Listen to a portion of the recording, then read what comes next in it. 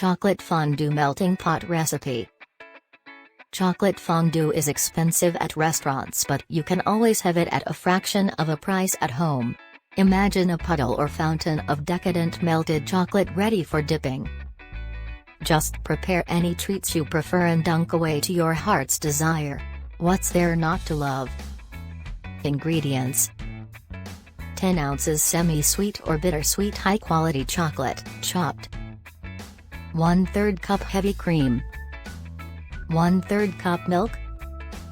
1 teaspoon vanilla extract. A pinch of salt. Your choice of dippers: fresh fruits, cookies, cake chunks, brownie bites, pretzels, etc. Optional: mix-ins, sprinkles, chopped nuts, etc. Instructions. Step 1: Add the chopped chocolates in a fondue pot and turn the pot on a low heat setting.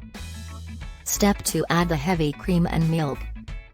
Step 3: Stir as soon as the chocolate starts to melt until it melts completely.